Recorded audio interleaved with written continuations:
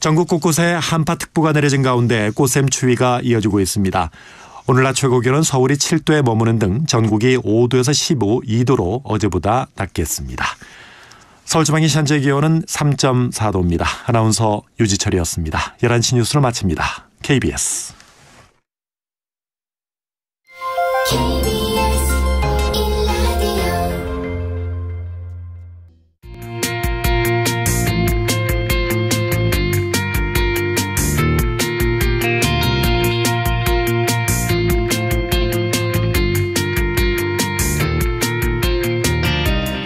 정용실의 뉴스 브런치. 안녕하십니까, 정용실입니다. 지난 3월 11일이 이 동일본 대지진이 일어난 지 12주년이 되는 날이었죠. 기억하시다시피 대지진과 함께 후쿠시마 원전 폭발 사고가 벌어졌습니다. 그 후로 이 방사능 오염수가 어떻게 처리되느냐가 관심이었죠. 일본 정부는 지금까지 원전 부지 탱크에 보관을 하고 있지만 한계에 이르러서 바다에 흘려보낼 수밖에 없다고 입장을 밝히고 있습니다. 자, 그 시기도 이제는 정말 얼마 남지가 않았는데요. 가까이 다가온 원전 폭발 사고 12주년을 맞아서 이 오염수 방류 문제를 저희가 다시 한번 깊이 뉴스픽에서 다뤄보도록 하겠습니다.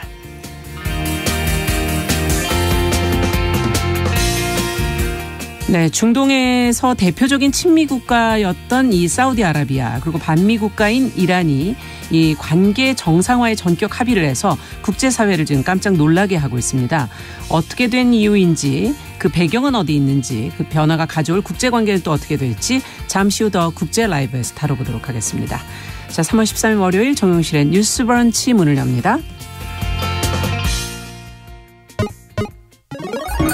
Ladies and gentlemen. 새로운 시각으로 세상을 봅니다. 정용실의 뉴스 브런치 뉴스픽. 네, 정용실의 뉴스 브런치 항상 청취자 여러분들의 의견 귀담아 듣고 있습니다. 짧은 문자 50원, 긴 문자 100원이 드는 샵9730, 또 유튜브 콩앱으로 실시간으로 계속 의견 보내주실 수 있습니다. 자, 뉴스픽 시작을 하죠. 월요일에는 이슬기 기자 어서 오십시오. 안녕하세요. 네, 이수연 변호사 어서 오십시오. 네, 안녕하십니까. 자, 오늘 첫 번째 뉴스픽은 앞서 말씀을 드린 일본 방사능 오염수 방류 문제를 좀 짚어보겠습니다. 저희 뉴스픽에서도 사실 여러 번 이 문제는 좀 다뤘었는데요. 벌써 지난 11일이 이제 12주년이나 됐어요. 동일본 대지진 그리고 후쿠시마 원전 사고가 난 지 12년이 지났는데, 자, 우리로서는 이제 당장 눈앞에 이 방사능 오염 문제가 다가왔습니다. 그동안에도 이 문제를 계속 이제 저희가 지켜봤는데요. 어떻게 보십니까? 시기가 이제 다 다가왔어요, 이 기자님?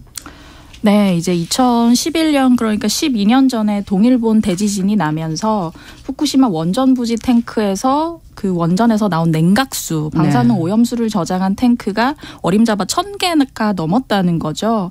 이 양을 환산해 보면 도쿄 돔을 가득 채우고도 남을 양인데 올 여름이 되면 이제 이걸 저장할 탱크들이 모두 차버린다는 겁니다. 네. 그래서 일본은 더 이상 저장을 하지 않고 방류를 하겠다라고 얘기를 하는데요. 이를 위해서 원전에서 1km쯤 떨어진 곳에 해저 터널도 뚫었고요. 이 터널 공사가 이제 막바지에 이르러서 이제 우리는 방류할 수 있다고 얘기를 하고 있는 상황입니다. 네. 여기에 근거가 되는 게 이제 앞서서도 자주 말씀드렸지만 이제 일본 정부가 2051년까지 후쿠시마 원전을 폐쇄할 계획이라고 하고 있고 그때까지는 오염수를 흘려보내야 한다고 얘기를 하고 있는 것이고요. 네. 2021년에 처음 해양에 방류하겠다고 공식 발표한 이래 올해 3월에 기시다 후미오 총리가 다시 한번 계획을 재확인함으로써 사실상 방류 계획이 거의 확정이 된 상태나 다름없습니다. 네, 이 방류 얘기가 나오면서 이제 여러 국가에서도 이제 우려를 표명을 하고 있는데 일본은 계속 오염수 방류 안전하다 이렇게 지금 주장을 하고 있지 않습니까? 이 근거는 도대체 어디 있는 걸까요? 네, 일본 정부와 도쿄 전력은 알프스라고 불리는 다핵종 제거 설비를 통해서 대부분의 방사성 물질을 제거를 하고 알프스로도 걸러내지 못하는 삼중수소는 오염수에 깨끗한 물을 섞어서 안전기준 이하로 희석시켜 2051년까지 약 30년에 걸쳐서 방류하겠다는 계획인데요. 이 알프스라고 불리는 설비는 2011년 그 후쿠시마 원전 사고에 대처하기 위해서 2012년도에 도시바가 개발한 설비입니다. 조금 더 이 일본의 주장하는 안전성 믿을 수 있는 겁니까? 어떻게 보세요? 이 기자님께서는? 네, 일단 이렇게 방대한 오염수의 해양 방류 같은 경우는 필연적으로 폐로 과정이 길어질 것이라고 보여지고요. 네. 그렇기 때문에 방류 계획 또한 기간이 훨씬 늘어날 것으로 많은 과학자들이 추정을 하고 있습니다. 그리고 아까 이수연 변호사가 말씀하신 것처럼 과학자들이 오염수의 안전성에 대한 문제를 꾸준히 제기를 하고 있는데요. 네. PIF라고 하는 태평양 도서국 포럼의 과학자들이 말하기를 지난 1월에 도쿄전력이 제공한 데이터를 분석해 보니 미비한 점이 많더라라고 얘기를 하고 있습니다. 내용을 보니 도쿄전력이 4년 3개월간 오염수 저장 탱크의 4분의 1, 64개 방사성 핵종 중에 9개만 샘플링을 진행을 했다는 거예요. 그리고 고준위 방사성 슬러지라고 하는 이 방사성이 많이 함유된 침전물에 대한 조사가 없다고도 비판을 했습니다. 예. 네, 그리고 과학자들은 또 방금 말씀하신 알프스에서 정화를 하더라도 발암 물질인 삼중수소는 제거되지 않는다는 것을 지적을 하고 있고요. 그렇죠. 네, 학계에서는 인류가 이렇게 많은 130만 톤이라는 많은 양의 오염수를 처리해 본 경험이 없다.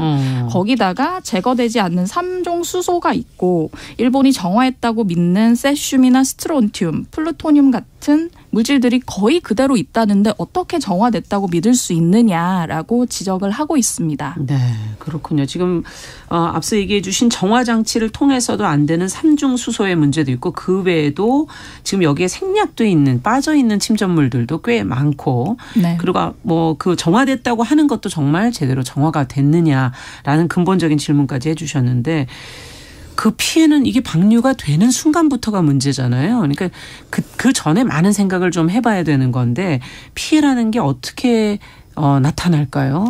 네, 그 앞서 기자님께서 말씀해 주신 그 방사성 물질 중에 세슘과 아이오딘이라는 물질은 원자력 사고가 발생했을 때 식품의 오염도를 추산하는 데 사용을 하고 있는데요. 네. 그런데 후쿠시마산 생선에서 대량의 세슘이 검출되었다는 보고가 있기도 했고 12년이라는 시간이 지나긴 했지만 여전히 대다수 국민은 일본산 수산물, 특히 후쿠시마산 수산물이라고 하면 원전 사고와 연결이 돼서 안전에 대한 두려움을 가지고 있습니다. 네. 일본이 오염수를 방출할 경우 우리나라에 오기까지는 시뮬레이션상 4, 5년 정도 걸린다고 하는데요.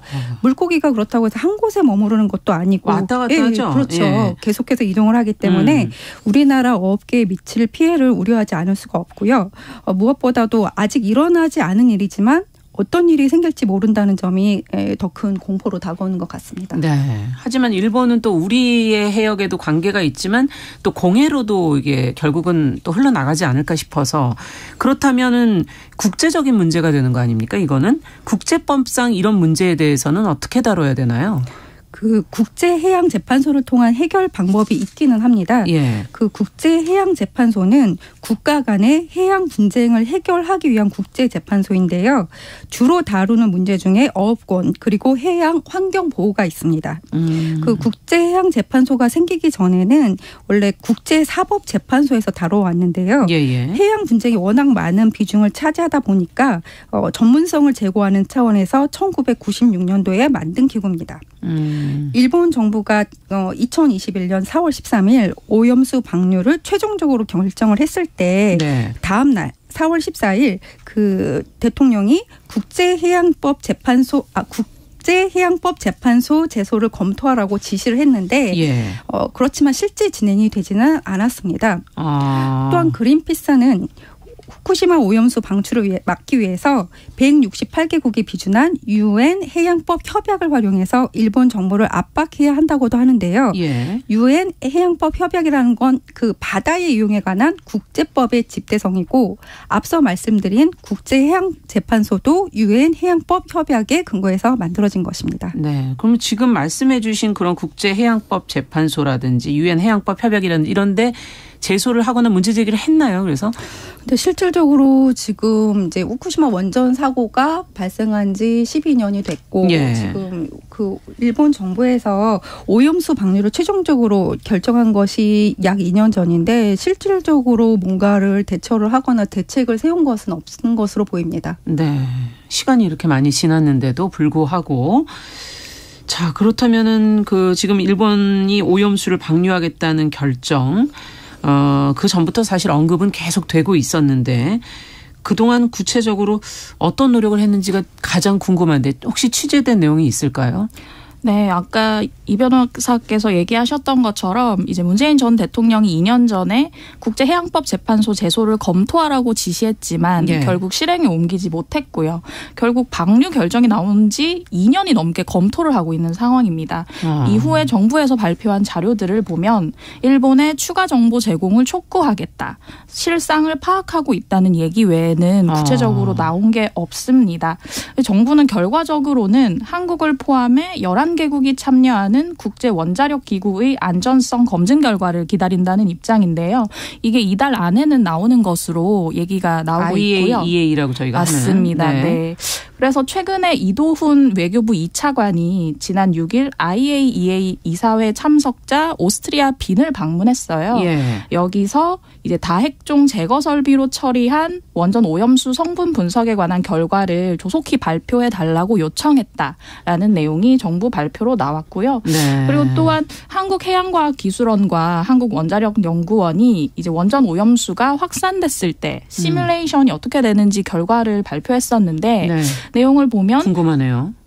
오염수가 4, 5년이면 국내 해역에 들어온다. 그러나 기준치 방사능 물질은 허용 기준치 이하이기 때문에 안전성을 우려할 만한 수준은 아니라고 얘기를 했습니다. 그러나 여기에 대해 해양수산부에서는 네. 장관 명의로 공식 입장은 아니다. 정부의 공식 발표는 아니라고 얘기를 연구기관이다. 네, 맞습니다. 그래서 사실은 정부가 말씀드린 것처럼 제소는 하지 못했고 그 외에 추가 정보 제공을 촉구하고 있다. 또한 IAEA의 발표를 기다리고 있다 정도로 요약을 하면 될 것 같습니다. IAEA 결과가 나오는데도 조금 시간이 걸리고 그리고 나면은 이제 시기가 거의 바타지지 않습니까? 그렇죠. 그 전에 여러 가지 생각을 더 해야 될 것 같은데 앞서 국제법 제소를 못한 거는 어떤 이유일까요? 이거는 한 국가가 제소를 할 수 없는 겁니까? 아니면은 국제적 협력이 안 되는 겁니까? 어디에 이유가 있는 걸까요? 여러 가지 이유가 있겠지만 그 나라마다 각각 이해관계가 다른 부분도 있는 것 같고 네. 그리고 외교적인 문제도 있어서 그게 쉽게 결정할 수 있는 문제가 아닌 것으로 보입니다. 네.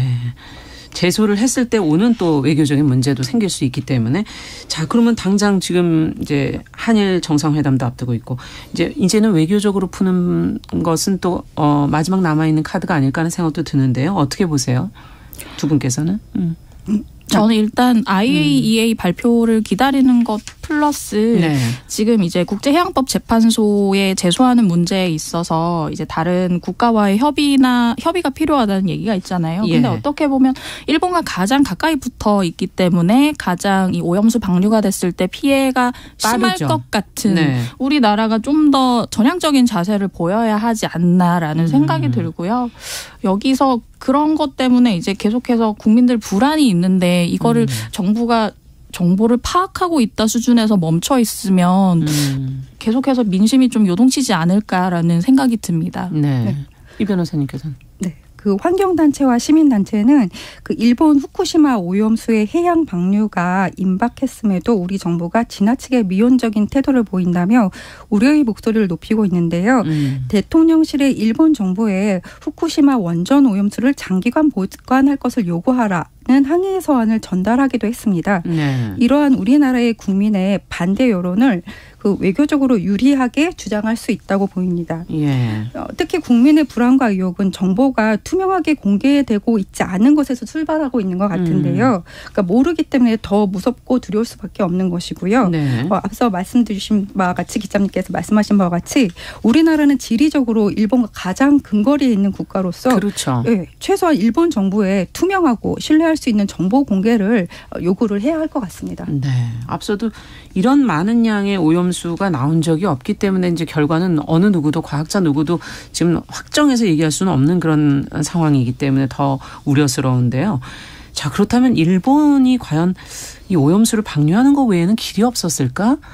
다시 전으로 좀 돌아가서 생각을 해본다면 어떤 방법이 또 있었을까요?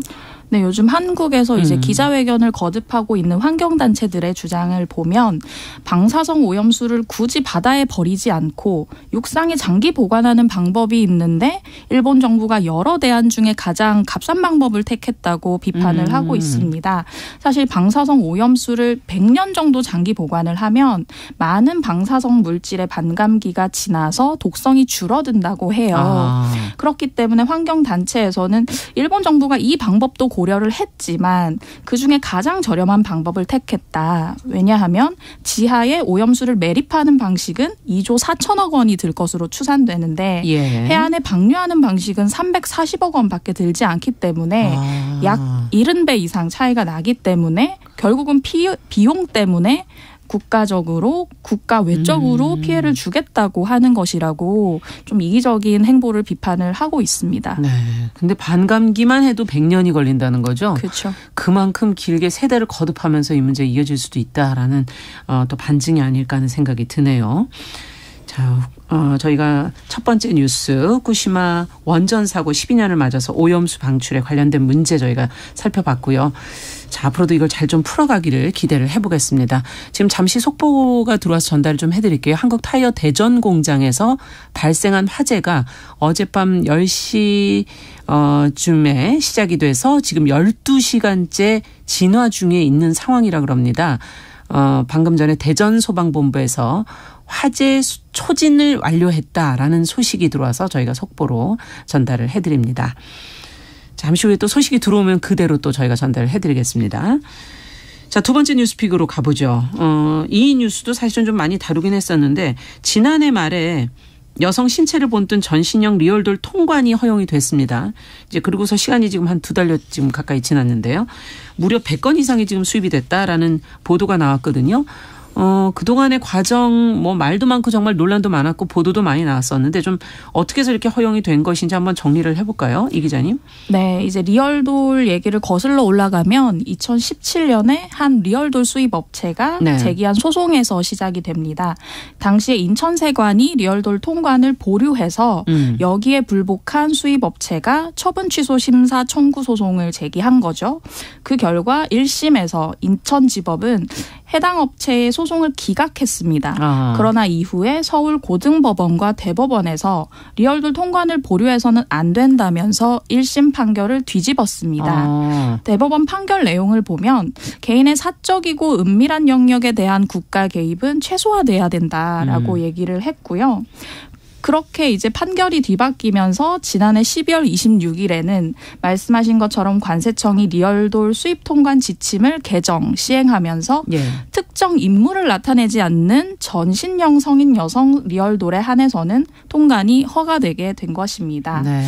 그래서 고법과 대법 판결에 이어서 이런 이제 관세청의 지침까지 개정이 되니까 리얼돌이 1000여 개 이상 시중에 유통되지 않을까 많은 우려가 나왔고요. 지난 2019년에 청와대 국민청원에서 리얼돌 수입 판매 금지란 글이 26만여 명의 공감을 얻었습니다. 이건 계속적으로 이제 리얼돌 수입뿐만 아니라 리얼돌 체험방 성업을 우려하는 시민들과 또 성상품화에 반대하는 시민단체 그리고 이제 개인의 자유라고 얘기하는 수입업자들과 체험방 업주 그리고 이 리얼돌을 소장하고자 하는 사람들의 찬반이 갈려서 계속해서 논란이 되고 있습니다. 네, 지금 리얼돌이 수입을 허가하면서 전신형이 되는데 누구인지를 확실하게 인지할 수는 없게끔 하는 그런 식으로 이제 어떤 한계를 조금 그어놓은 거군요. 규정을. 자, 이 변호사님께 좀 여쭤보죠. 그러면은 허용이 된 거네요. 지금 2, 3심을 통과를 하면서. 예, 그렇습니다. 현재는 대법원 판결에 따라서 관세청이 리얼돌 수입 통관 지침을 개정을 했습니다. 이에 따라서 전신형 리얼돌 통관이 허용이 됐고요. 다만 미성년자나 특정 인물의 형상을 하는 리얼돌 수입은 금지되어 있습니다. 미성년 리얼돌에 해당하는지 여부는 길이, 무게, 얼굴, 음성 등을 종합적으로 고려해서 판단을 하고요. 온열, 음성, 마사지 등의 기능이 포함되어 있다면 안전성 확인을 위해서 통관이 보류될 수 있습니다. 결과적으로 앞서 말씀 주신 바와 같이 특정 인물을 나타내지 않는 성인 형상의 전신형 리얼돌의 통관이 허용된 상황입니다. 네, 특정 인물에 해당이 되면 이게 이제 법을 어기는 거네요. 네, 그렇습니다. 네, 그렇게 되면 어떻게 되나요? 또 소송이 걸릴 수 있는 건가요? 아, 그럴 수 있습니다. 네. 또 이 부분을 좀 이어서 말씀을 드릴까요? 그래서 지금 이 리얼돌과 관련해서는 계속해서 지침들이 바뀌었는데요. 네. 왜냐하면 현재 리얼돌에 대한 제작, 판매, 유통 등을 규제하는 법률이 없습니다. 없고 국내에서 제작되는 리얼돌 같은 경우 별도의 규제 없이 제작, 유통이 되고 있고 예전에는 수입도 전부 허용이 됐었습니다. 그런데 2014년도에 관세청이 이 리얼돌은 음란물이다라는 이유로 이제 전체 수입 금지를 결정을 했고 예. 시행을 했는데요. 예. 2017년 11월에 관세청이 다시 부분형 리얼돌은 수입을 허용을 했습니다. 그 이유는 뭐냐면 그 직전에 2017년 5월경에 그 아까 말씀하신 것처럼 한 성인용품 업체에서 전신 리얼돌을 앞서서 이제 이어서 관련 법률을 설명을 드리면 우리나라에 리얼돌에 대한 입법은 없지만 그 관련 법률로 형법 제243조가 있습니다. 네, 이건 무슨 내용인가요? 네, 형법 제243조에 따르면 음란한 물건을 반포, 판매 또는 임대하거나 공연히 전시 또는 상영한 자는 1년 이하의 징역 또는 500만 원 이하의 벌금형에 처하고 있는데요. 문제는 무엇이 음란한가입니다. 이것을 음란물로 볼 때는. 예, 그렇습니다. 네. 그래서 그 판례는 그러니까 이번 판결도 기존에 있던 그 판례 논리를 그대로 사용을 해서 판단을 한 것인데요. 예. 기존부터 판례는 그 형법 243조의 음란이란 정상적인 성적 수치심을 해하여 성적 도의 관념에 반하는 것을 뜻한다. 따라서 어떠한 물건을 음란하다고 평가하려면 이제 물건을 전체적으로 관찰해서 볼 때 저속하다는 느낌을 주는 정도를 넘어서 그 뒤에 부분이 중요한데요.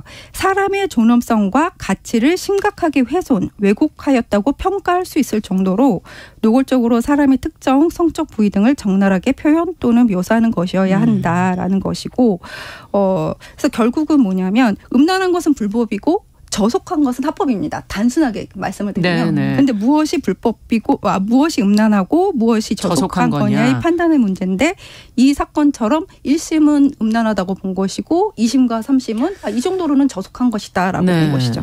지금 청취자 박미영님께서는 10대 지금 중학생들 마약에 손길이 뻗쳤다는 뉴스를 본 지도 얼마 안 됐는데 또 이런 성인용품까지 미성년자에게 노출되면 어떡하나 하는 지금 이제 제재가 필요한 거 아니냐는 걱정과 우려를 지금 글을 올려주셨는데 지금 음란이란 이 리얼 돌 자체의 문제라면 이걸 어떻게 사용하느냐가 결국은 음란이냐 저속이냐로 봐야 되는데 이거 자체를 음란물로 볼 수 있느냐 하는 문제가 남아있는 거군요. 네, 그렇습니다. 예, 그렇다면 리얼 돌을 어떻게 바라보느냐가 제일 중요하네요. 저희가 지금 그거에 따라서 이것이 규정되는 게 달라질 수도 있는 거고 단순한 그냥 인형이냐? 이렇게 봐야 되느냐? 어떻게 보십니까? 두 분께서는. 이 문제에 있어서는 이제 좀 해묵은 질문이 있는데 이제 어떤 리얼돌 찬성하는 측에서는 이것이 여성들이 사용하는 성인용품과 어떤 차이가 있느냐라는 얘기를 많이 합니다. 근데 이제 그런 성인용품 판매 업주들의 얘기를 들어보면 여성들이 사용하는 성인용품은 그 신체의 일부를 묘사하거나 혹은 묘사하더라도 신체 일부와 닮지 않을수록 판매 효과가 높다고 합니다.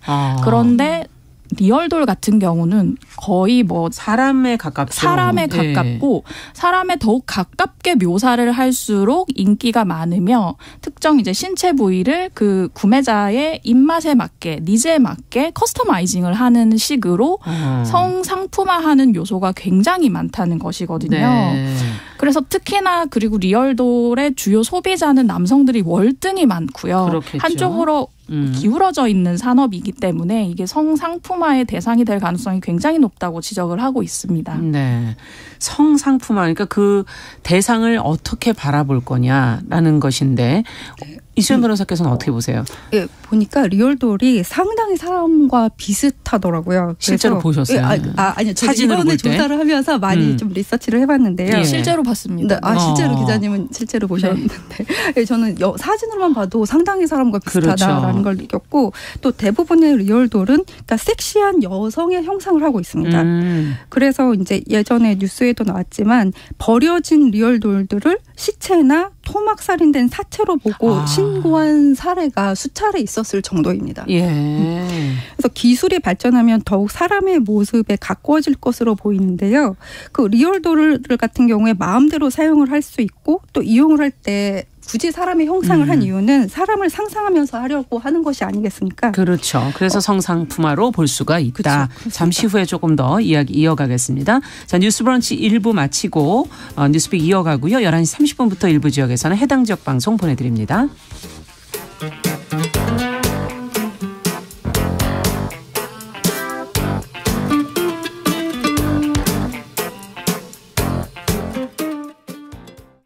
지금 시각은 11시 30분입니다. KBS 여러분은 지금 KBS 1라디오 정용실의 뉴스 브런치와 함께하고 계십니다. 네, 뉴스픽 이어가겠습니다. 지난해 말 여성의 신체를 본뜬 전신형 리얼돌 통관 허용이 되면서 2달이 지나고 있습니다. 그 이후를 저희가 살펴보고 있는데요. 이 변호사님께서 리얼돌을 어떻게 볼 것인가, 너무 사람과 흡사하다라는 얘기까지 해주시면서 그것이 이제 버려졌을 때도 문제가 된다라는 지적까지 해주셨어요. 이야기 좀 이어가 주시죠. 네, 그렇다면은 이것이 실제 사람을 대상으로 하는 범죄로 연결될 수도 있어 보이고요. 그걸 다 떠나서 범죄로 연결이 되는지 여부를 떠나서 여성을 성적 대상화하는 것이 문제라고 생각을 합니다. 네. 그리고 리얼돌 같은 경우에는 이제 부피도 크고 그 자체가 다른 사람과 같이 사는 집에서 어떤 보관하거나 사용하기는 어려워 보이는데요. 그래서 실질적으로는 1인 가구나 업소에서 영업용으로 이용을 할 것 같습니다. 네. 그런데 성인 여성 사이즈로 할 경우에는 크기가 커서 보관도 어렵고 또 비용도 또 상당히 많이 든다고 합니다. 네. 그래서 실제로는 종종 크기를 줄여서 만들기도 하는데요. 이런 경우에는 사실 크기가 작아지다 보면 아동으로 여겨질 수도 있을 것 같습니다. 네. 그래서 그리고 또 이제 업소 같은 경우에 지금 현행법상으로는 딱히 규제 법률이 없기 때문에 뭐 어디에 위치를 하든 아니면 이용 대상이 어떤 사람들이 이용을 할 수 있는지에 대한 입법이 마련되어 있지 않은 상황입니다. 또한 수입 자체는 뭐 지금 상황에서 합법적으로 한다고 하더라도 추후에 또 이용을 어떻게 할지 모르는 상황이고요.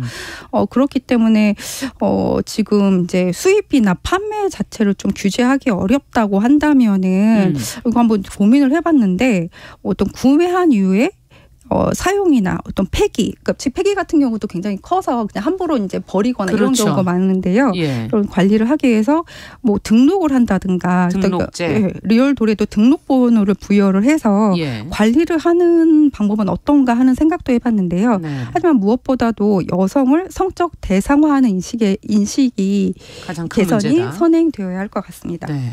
지금 규제가 전혀 없다. 학교 안쪽에 500m 안으로는 청소년 아청법 이런 데 해당되지 않나요? 그러니까 지금 같은 경우에 이제 여성가족부 어떤 고시를 통해서 하고는 있는데요. 예. 근데 이제 예를 들어서 성매매 같은 경우라고 하면 사람이 실제로 하는 뭐 성매매라든가 뭐 그런 거라면 처벌 근거 규정이 있지만 사실상 무슨 이런 뭐 리얼돌 체험방 이런 거는 리얼돌과 방을 제공을 하는 거기 때문에 사실상으로는 엄밀히 말하면 어떤 해당이 안 된다. 근거 규정은 없는 상황입니다. 아, 그렇군요. 이슬기 기자는 어떻게 보세요? 이걸 리얼돌을 어떻게 봐야 될까요? 네, 저는 이 변호사님보다는 훨씬 좀 보수적인 입장인데요. 이번에 관세청이 이제 그 전신형 성인 여성 리얼돌 통관을 허용하면서 내세운 이유를 보면 법원 판결에서 리얼돌 성인 형상은 패소했고 미성년 형상은 승소했다. 그리고 해외 사례를 보면 미국, 영국, 호주 등에서 미성년 리얼돌에 한해서는 규제하고 있다. 라는 점을 종합적으로 감안해 이 지침을 개정했다고 얘기를 했습니다. 사실 지금 초점이 되는 것이 미성년 리얼돌에 대해서는 지금 이제 규제를 해야 한다. 네, 수입에 대해서도 확실한 다들 문제점을 좀 갖고 계신 것 같고 또 이 리얼돌이 아동 청소년에게 접촉하게 되는 것에 대해서는 문제점을 가지고 계신 것 같지만 성인 형상에 대해서는 개인의 자유로 보는 의견들이 꽤 있는 것 같아요. 네. 근데 사실 인간의 존엄성을 해하고 성상품화 대상으로 여성을 올린다는 것에 대해서는 미성년 형상이나 성인 형상이 저는 크게 다르지 않다고 보고 있거든요. 예. 그래서 사실 지금은 어떻게 보면 관세청에서 하는 수입 이슈만 부각이 돼서 그렇죠. 마치 관세청이 리얼돌 주무부처처럼 보이는 경향이 있는데요. 이후에 또 뭐 사법 판결을 통해서 이제 사법부의 판결 결과만을 기다리는 상황이 됐는데 이건 좀 사회적으로 공론화가 확실히 필요한 부분이라고 생각을 네. 합니다. 이게 단순히 미국, 영국, 호주가 이렇게 했다고 해서 그걸 따라만 갈 수 있는 상황이 아니라 우리나라만의 사회상을 반영을 해서 그렇죠. 이거를 미성년에 한해서만 제한할 것인지 혹은 뭐 성인에 관해서도 제한할 것인지 그리고 지금은 사실 수입만 문제가 되고 있고 국내 안에서의 제작, 판매, 유통은 문제가 안 되고 있는데 그러네요. 그거는 그냥 내버려둬도 될 것인지에 대해서 국민적 합의를 좀 모아봐야 된다고 생각을 해요. 네.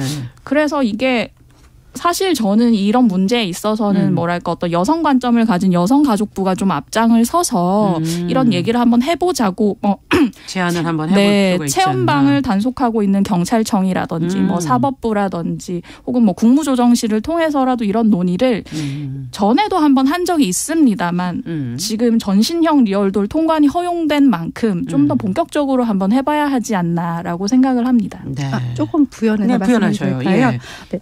지금 말씀하신 대로 그 대법원이 이제 리얼도를 이제 통과시키라고 판결을 했는데 상시 이제 여론이 너무 안 좋았습니다. 너무 그렇죠. 여론이 안 좋아서 어떻게 적용을 했냐면 관세청에서 대법원 판결을 이제 소극적으로 해석을 한 거예요. 그래서 전면 허용을 한 게 아니고 그 소송을 제기한 그 리얼동물만 통과를 시키고 또 나머지는 소송을 하지 않는 나머지 리얼돌은 또 압수를 했습니다. 네, 그래서 그러다가 또 이후에 다시 이제 전면 수입을 허용을 한 지금은 예. 그런 상황인데요. 문제는 관세청이 그때 상황에 따라서 어떨 때는 전부 허용, 여론에 따라서. 어떨 때는 전부 불허, 일부 허용 다르게 적용했다는 게 문제인데 문제는 이제 대법원 판결도 있는 상황에서 여론에 따라서 좌지우지되는 거는 법치주의나 법적 안정성에도 그렇죠. 반하기 때문에 네. 관련 입법이 마련될 필요가 있어 보입니다. 그러네요. 그 전에 먼저 공론화 과정을 좀 거쳐보는 거는 어떻겠는가 하는 제안들이 나왔습니다. 무엇보다 이 인간을 결국은 대체할 수 있는 이런 사물들을 과연 우리가 어떻게 바라볼 것인가 하는 문제 근본적인 부분들의 고민이 필요할 것 같네요. 자, 월요일 뉴스픽 여기까지 듣겠습니다. 이슬기 기자 그리고 이수연 변호사 두 분과 함께했습니다. 말씀 잘 들었습니다. 감사합니다. 감사합니다.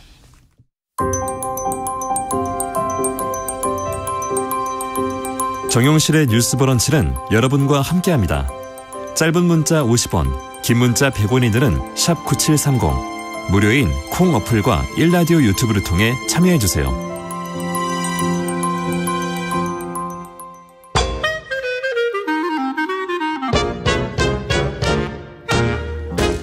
모두가 행복한 미래 정용실의 뉴스 브런치.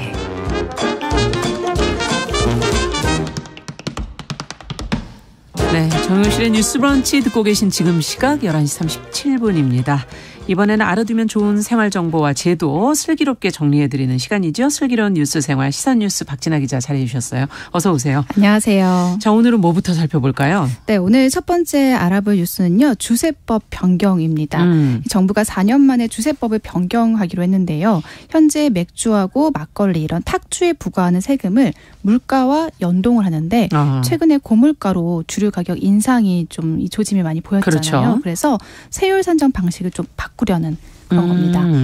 쉽게 말해서 세금을 해마다 이 물가랑 같이 연동을 해서 하다 보니까 사실상 주류의 가격 인상 요인이 없는데도 불구하고 계속해서 올리려는 그렇겠네요. 네, 이게 영향을 미치기 때문에 그런 건데요. 현행 세법을 보면은 맥주하고 탁주에 대해서는 종량세, 그러니까 양에 따라 세금을 부과하는 형식을 하고 있고요. 소주나 위스키 등에 대해서는 종가세, 가격에 따라 세금을 부과하는 그런 과세 체계를 현재 채택하고 다르군요. 네, 그렇게 채택하고 있습니다.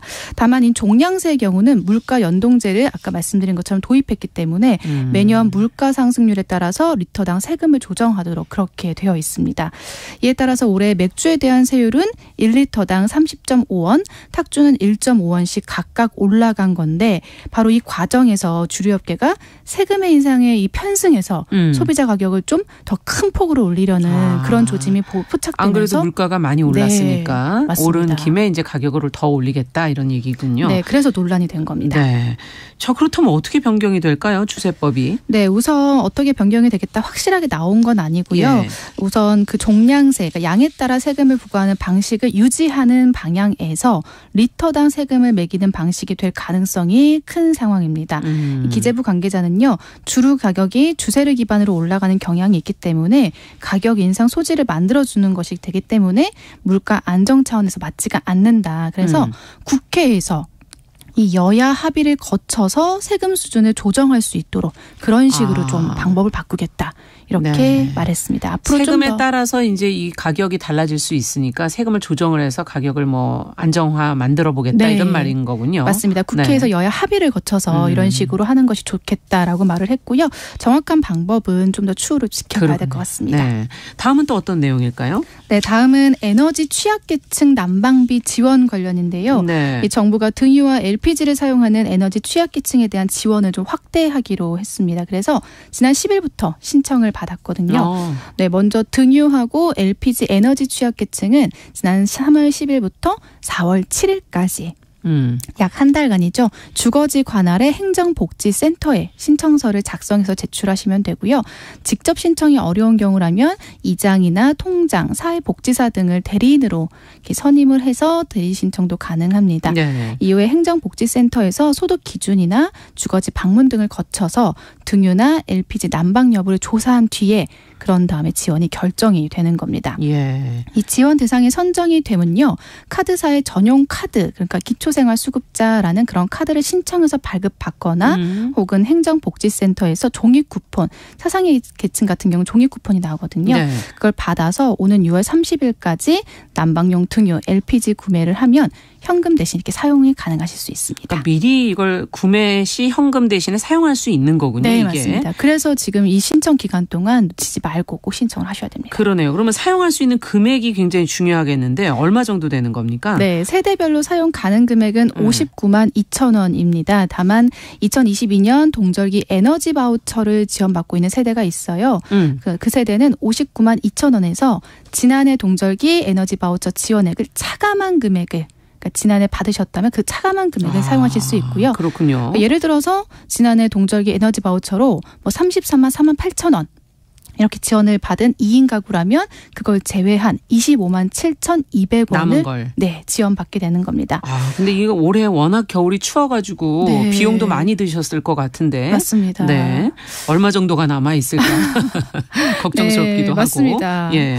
또 지난해 겨울에 등유나 LPG 구매 비용 환급도 가능한 건데요. 네. 카드 또는 쿠폰을 오는 6월 30일까지 사용한 후에 잔액이 남은 세대는 이 잔액 범위 내에서 증빙서류를 제출하면 경유나 LPG 구입비를 환급해 주는 겁니다. 네. 이것도 좀 어려울 수 있어 예를 들어보면요. 네. 59만 2천 원의 쿠폰을 받은 이 세대가 30만 원의 쿠폰을 등유 구입에 만약에 사용을 했어요. 네. 그리고 지난해 12월 31일자로 신용카드로 또 이렇게 등유를 구매를 했습니다. 그래서 그러면은 이미 30만 원 사용했으니까 29만 2천 원이 남은 상태잖아요. 그렇죠. 근데 작년에 12월 31일자로 만약에 30만 원을 구매하셨다면 29만 2천 원이 남아있기 때문에 이 남은 금액만큼 현금으로 환급받을 수가 있는 겁니다. 금액이 남으면 현금으로 환급을 받을 수 네, 있다. 맞습니다. 네. 한편 지원 여부는 소득 기준하고 긴급복지 지원 등 다른 급여를 수급했는지 이런 걸 좀 확인해 본 다음에 확정이 되는 거고요. 네. 다만 2022년 등유 바우처, 연탄 쿠폰 또는 긴급복지 지원을 수급한 세대나 장애인 복지시설 등 보장시설에서 급여를 받은 세대 등은 좀 제외가 되기 때문에. 아, 그렇군요. 근데 이건 또 한 가지 또 문제가 생길 수도 있겠네요. 현금을 받으면은 아껴 쓰시고 네. 에너지를 적게 아껴서 추운데 넉넉하게 쓰지 못하시고 더 아끼시고 현금을 받을까 이런 생각을 또 하시지 않을까 하는 그런 우려도 되기도 하네요. 네. 근데 이 현금 지원이 어쨌든 이걸 사용한 금액만큼 하시는 거기 때문에 쓰셔야죠. 네. 쓰시는 거기 때문에 그것도 체크하시면 되고 저는 개인적으로 중복 지원이 안 되는데 좀 그런 과정에서 사각지대가 생기진 않을까. 또 생기지 않을까. 그런 부분까지 꼼꼼하게 챙기셔야 되지 않을까 싶습니다. 네. 자, 헷갈리는 뉴스들 슬기롭게 정리를 해 주셨어요. 슬기로운 뉴스 생활 시선 뉴스 박진아 기자와 함께했습니다. 말씀 잘 들었습니다. 감사합니다.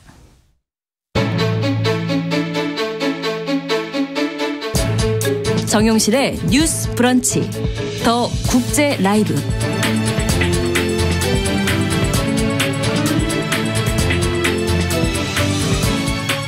세계를 바라보는 큰 시선을 저희가 가져야 우리의 문제를 좀 더 제대로 들여다볼 수가 있습니다. 덕국제 라이브 이어가겠습니다.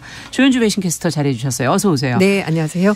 자, 오늘 중요한 뉴스를 또 들고 오셨어요. 네.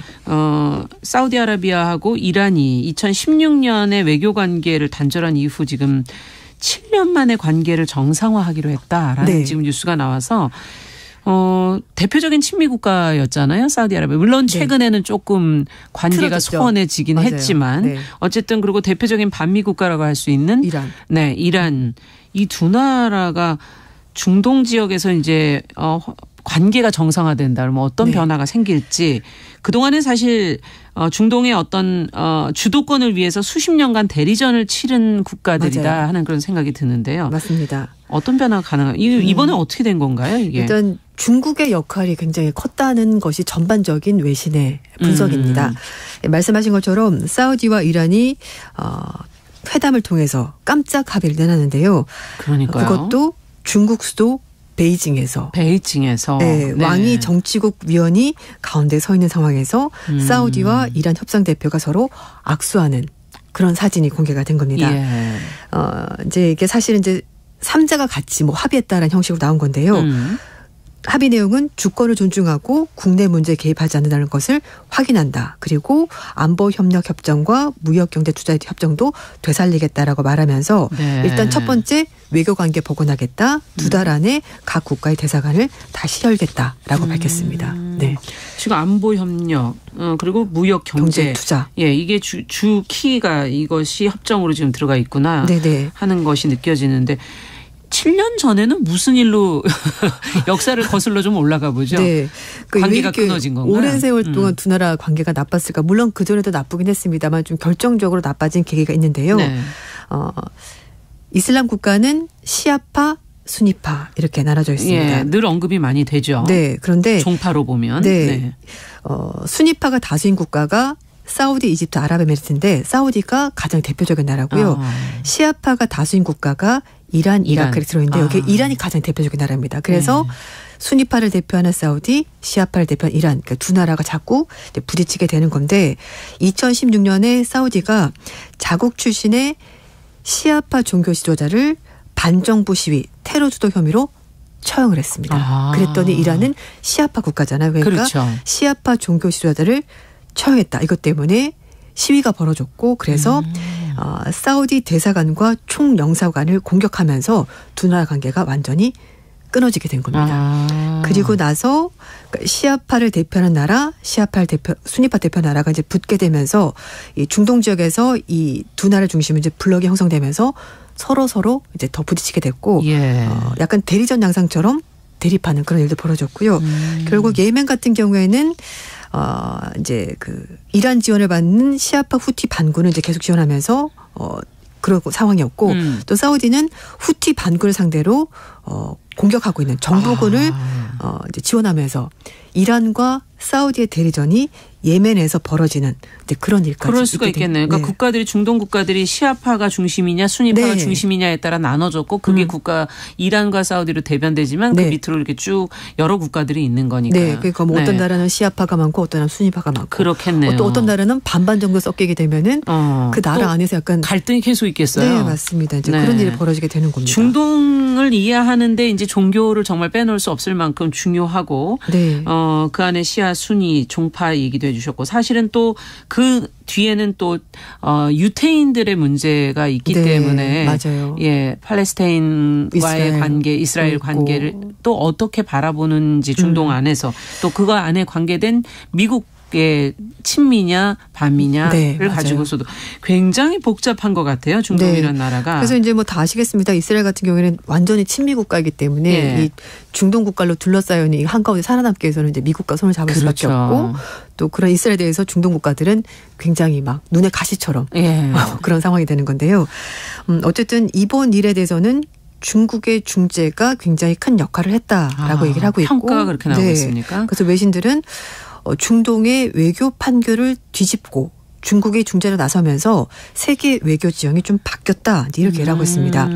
뉴욕타임즈는 중동 외교의 중심적인 역할을 했었던 미국이 순식간에 아웃사이더 약간 방관자로 약간 밀려났고 그동안에 큰 역할을 하지 않았던 중국이 새로운 어떤 키 플레이어, 파워 플레이어로 역할을 변신을 했다라고 분석했습니다. 예. 그러면서 미국과 경쟁 속에서 글로벌 어떤 정치가로서 이미지를 구축하려는 시진핑 주석의 새로운 야망을 알리는 신호탄이 바로 이번 사우디와 이란 간의 협상 타결이었다라고 뉴욕타임스가 분석을 했고요. 그렇군요. 월스트리트저널에서는 미국이 우크라이나, 아시아 문제에 몰두하는 동안에 중동은 오랜 동안의 분열을 극복하고 미국을 제외한 외부 강대국들이 영향력을 확보하기 위해서 경쟁을 벌이는 나라가 됐다라고 지역이 됐다고 설명했습니다. 네. 그래서 이라크 전쟁, 아프간 전쟁 때문에 미국이 사실 중동에서 입지가 좀 적어졌죠. 완전히 사실 쪼그라들었다고 해도 과언이 아닌데 그렇게 되면서 중동에서는 더 이상 지배적인 역할을 미국이 못했고 미국의 안전보장에 대한 오랜 동맹국들의 의구심이 그래서 커져버렸다라고 설명했습니다. 그런데 중국은 미국과 달리 인권에 대한 여러 가지 얘기 없이 당사자들과 대화할 수 있는 그런 설득력을 가진 나라가 중국이었다 이렇게 설명했습니다. 미국이 살짝 손을 뺀 사이에 이제 그 사이에 이제 중국이 그 안에를 이제 들어가서 역할을 하고 있다. 사실 미국이 그동안에 중동을 안 놨던 여러 가지 이유 중에 하나는 이스라엘이라는 국가와의 관계가 미국 안에 이제 유태인 문제랑 연결이 돼 있고 또 에너지 부분도 굉장히 중요한 거였잖아요. 네. 사우디로부터 원유 수입 이게 굉장히 큰 키였는데요. 이제 또 자국에서 원유가 많이 생산되고 있고. 맞아요. 그래서 사실 중동 지역 양수인 사우디 서로 이제 갈등하는 사우디 이란 갈등은 오만과 이라크 중재로 그동안에 관계 정상화 시도가 여러 차례 있었습니다. 7년 동안 갈등이 있었으니까 이 주변 국가들도 뭔가 해보려고 노력을 했었는데 근데 공교롭게도 중국이 돌파구를 마련했다는 것이 가장 큰 이벤트가 돼버린 겁니다. 그러다 보니 점점 중국의 역할이 커지게 됐고 그래서 이제 중동 매체인 알자지라 방송에서 인터넷 기사가 나온 게 있었는데요. Changing Global Order. 그러니까 국제 질서가 바뀌었다라고 말하면서 China's head in the Iran-Saudi deals. 이게 무슨 얘기냐면 이란과 중동의 협상이 중국 손에 넘어갔다. 굉장히 이제 짧은 문장이지만 이번 현상을 정확하게 이제 짚어준 거라고 보이는데요. 그러네요. 이 아랍 걸프 국가 연구소의 로버트 연구원은 결국 이번 협상 타결은 중국의 커진 존재감을 확인하는 자리였다. 그리고 역시 중동에서 중국의 역할이 점점 커지고 있다는 걸 잘 보여주는 것이고 미국은 이란과 관계가 좋지 않은 상태에서 중재자 역할을 할 수가 없었다. 그렇죠. 네, 그리고 중국은 그 반대로 중재자 포지션을 굉장히 하기 좋은 역할이었다라고 얘기를 했는데요. 로버트 연구원은 왜 그러냐면은 중국이 이번 합의를 이끌어내는데 내가 뭘 어떻게 해주겠어라고 말한 것이 아니고 약속한 것도 없었기 때문에 결국은 결과론적으로 사우디와 이란이 합의를 했고 중국 입장에서는 위험은 낮추고 보상은 많은 그런 행동을 취하게 된 거다라고 분석했습니다. 그리고 또 다른 연구소인 퀸시 연구소의 트리타 파시 부소장은요. 미국은 지역 분쟁에서 어느 한쪽 편에 섰다라는 거죠. 나 이쪽 편이야. 이게 좀 드러나 있는 거죠. 명확히 하게 되기 때문에 어떻게 보면은 편을 들면서 어느 한 나라 편에 서면서 이제 교종국이 됐다라는 거죠. 그렇죠. 그런 상황에서 미국이 평화를 끌어낸다는 것은 굉장히 어렵다. 한계가 있었다라는 거죠. 근데 중국은 사우디와 이란의 갈등에 말려들지 않기 위해서 노력을 했었고 그 결과 평화 역할, 그러니까 평화를 만들어내는 역할을 할 수 있었던 것 같다고 분석을 했습니다. 이게 사실은 우리의 외교 문제에서도 좀 생각해 볼 만한 부분인 것 같습니다. 그러니까 맞습니다. 너무 한쪽으로 정확하게 입장을 또 드러냈을 때 그것으로 오는 또 한계가 있을 수 있다 하는 그런 부분을 입지가 좁아지는 거죠. 얘기도 하는 거고요. 실리 외교였다는 생각은 드네요. 중국이 물론 앞서 얘기한 어떤 약속을 받아낸 거는 아니지만. 맞아요. 그래서 이제 푸단대 미국 연구센터 소장도 뉴욕타임스 인터뷰를 하면서 미국이 한쪽 편을 들면서 다른 한편을 억압하는 반면에 중국은 양쪽과 다 가까워지려는데 노력을 기울였다. 이것이 바로 미국과 중국의 외교 패러다임의 차이였다라고 분석했습니다. 그리고 앞에 말씀드렸던 파시 부소장 역시 중국은 자신들이 사우디와 이란 사이에 서서 어느 편에 있는지 정확히 밝히지 않았고 휘말리지 않았기 때문에 이런 역할이 가능했던 거다라고 덧붙였습니다. 자, 그러면은 그 앞서 얘기 드린 것처럼 사우디하고 미국이 조금 삐걱거리고 있었잖아요. 맞아요. 이것도 원인이 됐겠네요. 그렇죠. 맞습니다. 그 자말 카시쿠지 기억하실 겁니다. 반체제 인사, 언론의 이 사람이 사망했는데 그 사망 사건의 배우로 빈살만 사우디 왕세자가 지목이 되면서 두 나라 관계, 미국과 사우디 관계가 나빠졌고요. 그리고 또 하나 바이든 행정부가 그때 작년인가요? 이제 국제유가가 워낙 오르다 보니까 그렇죠. 사우디 측에 가서 좀 생산 좀 더 해달라라고 네. 부탁하러 갔었는데 보기 좋게 이제 거절을 당한 겁니다. 그래서 네. 미국도 마찬가지로 약간 빈정의 상한 상태이고 그러니까 서로 관계가 나빠진 것이 결국 미국이 중재로 나서기에는 한계가 있었던 것 같다라고 얘기를 하고 있고 결국은 중국에게 굉장히 큰 승리를 안겨준 협상 타결이었고 바이든 네. 행정부가 뺨을 한 번 더 맞은 것 같다. 이렇게 그러네요. 분석하는 전문가도 있습니다. 네. 그렇다면 이 중국의 성과를 우리가 좀 한번 따져봐야 되겠죠. 네, 어떤 맞습니다. 성과를 가져온 건지. 앞으로 국제 무대에서 중국의 영향력 더 커질 가능성이 있다라고 보는 전문가들이 꽤 많습니다. 전략국제문제연구소의 존 올버턴 연구원은요. 로이터 통신 인터뷰에서 중국의 힘과 영향력이 점점 커지고 있다는 인식과 함께 미국의 입지가 세계 무대에서 점점 작아지고 있다는 것을 보여주는 것이라 설명했고요. 물론 미국이 전 세계에서 군사적으로 가장 강한 나라이긴 하지만 중국은 세계 무대에서 이제 강력한 외교적인 전제로 다시 부상하고 있다라 설명했습니다. 상하이 외국어대학교 판웅다 교수도 사우디와 이란 간의 관계가 진전이 되면서 다른 중동 국가들도 중국에 대해서 더 많은 기대를 할 것이고 중국이 중동에서 어려운 문제를 해결할 가능성이 점점 높아지고 있고 그렇군요. 경제적으로도 중국도 이득이고 중동 그렇겠네요. 국가도 경제적으로도. 네, 그래서 네.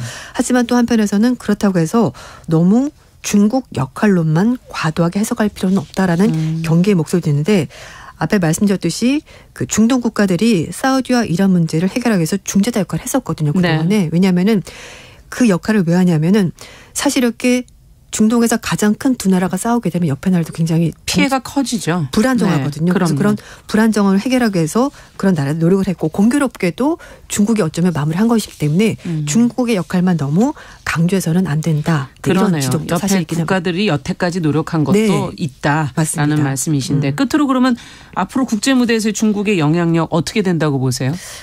짧게. 뭐 경제적으로나 여러 가지로 이제 커질 것으로 보이는데 지금 사실 미국이 경제적으로 중국을 굉장히 압박하고 있는 상황이고 그렇죠. 그 와중에 중국은 좀 다른 돌파구를 찾으면서 메디에이터, 중재자 역할을 할 것으로 보이는데 하지만 또 중동 국가들도 또 각자 이익이 있기 때문에 안정을 추구하면서 그 과정에서 중국의 힘을 좀 빌린 것 아니냐 그런 해석도 또 가능할 것 같습니다. 네, 더 국제 라이브 저희가 오늘은 이란과 사우디가 합의를 하면서 외교 관계가 복원된 부분을 저희가 짚어봤습니다. 조현주 배신캐스터와 함께했습니다. 말씀 잘 들었습니다. 네, 감사합니다. 네, 정영실의 뉴스 브런치 월요일 순서 같이 인사드립니다. 저는 내일 오전 11시 5분에 다시 뵙겠습니다. 안녕히 계십시오.